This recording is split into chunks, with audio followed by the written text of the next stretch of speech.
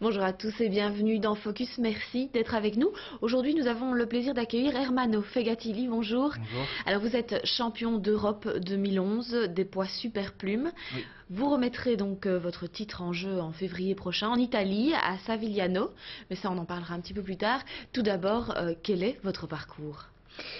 J'ai un parcours assez atypique, donc j'ai commencé la boxe à l'âge de 14 ans sur une histoire assez anecdotique et relativement marrante. C'est que j'ai toujours eu un gros nez depuis ma naissance et vers 14 ans j'étais assez complexé. J'ai demandé à mon père s'il n'y avait pas moyen de faire une chirurgie. Il m'a dit commence la boxe, il dit que c'est à cause de ça.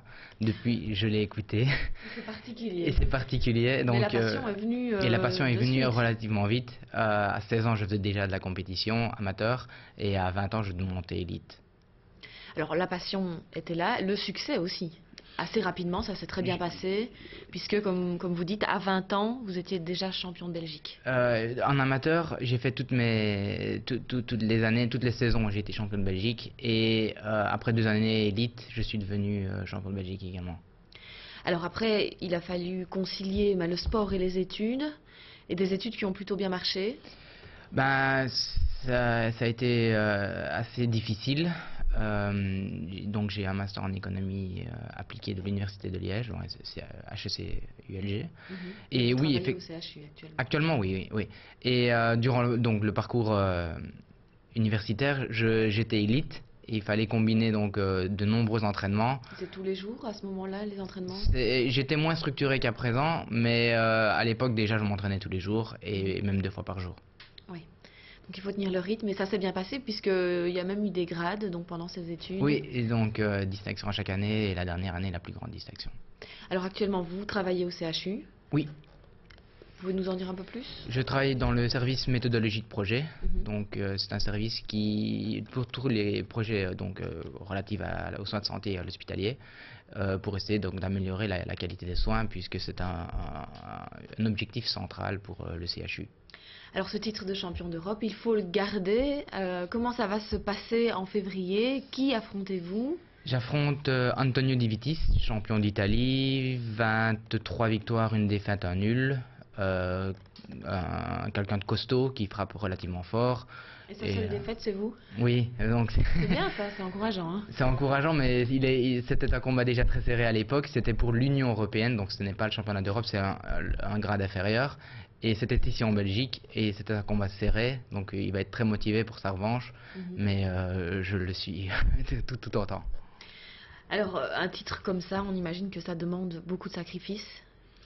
Ça demande beaucoup de sacrifices et puis c'est un rêve. Donc à la base pour moi c'était vraiment un rêve. Pour moi je pouvais mourir si le lendemain de mon sacre européen parce que j'avais vraiment atteint quelque chose d'extraordinaire. Mais maintenant ce rêve est devenu réalité et je vois des objectifs plus grands. Donc c'est bien d'être au top européen mais maintenant il faut le rester. Donc je veux défendre ce titre victorieusement. Non, à court terme. À court terme. À moyen terme, quels sont les autres? À moyen terme, j'aimerais devenir champion du monde et maintenant je commence réellement à y croire et je travaille pour. Alors Jean-Marc Renard, il y a 23 ans, le même titre? Oui, donc Jean-Marc Renard était utois donc de la région de Liège et depuis on n'en avait plus eu. Donc après 23 ans, nous avons un nouveau champion d'Europe. Donc Jean-Marc Renard pour moi était déjà une idole. J'étais vraiment fan. J'ai probablement vu la plupart de ses combats, en tout cas tous ceux qui avaient été diffusés à l'époque, et dont j'ai retrouvé les archives et je le connais. D'ailleurs, c'était une connaissance de mon père. Mon père était son sparring partner, donc c'est-à-dire quelqu'un avec qui il s'entraîne. Et voilà. Alors comment ça se passe la vie quotidienne quand on est champion d'Europe de boxe? Au niveau de l'entraînement Non, au niveau avec les amis, avec la famille et tout ce qu'il faut assumer en plus, oui, comment ça se passe? Donc l'entourage est très fier, donc mes amis, ma famille, ma compagne ils sont vraiment très fiers, mais au niveau de ma vie quotidienne ça ne change pas réellement grand chose.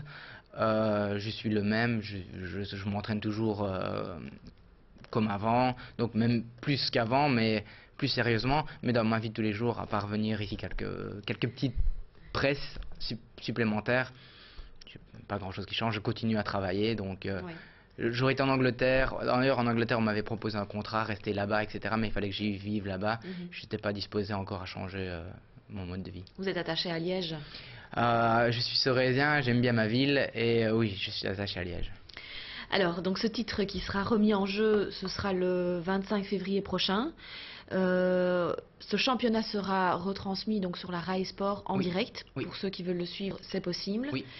Un quart de supporters est également prévu, donc pour vous accompagner. Est-ce qu'il reste des places si les téléspectateurs sont intéressés? Oui, il reste des places. Et puis même s'il n'en resterait plus, on en refera un deuxième. Donc, mais je mettrai les informations par la suite. Sur votre site internet? Sur mon site internet. D'accord. Donc si vous souhaitez davantage d'infos, si vous souhaitez suivre Ermanno de plus près, donc rendez-vous sur son site internet ermannofegatili.com. Et sinon, on vous souhaite déjà bonne chance donc pour février prochain. Que tout se passe bien. Merci beaucoup. Merci à vous de nous avoir suivis. À très bientôt dans Focus.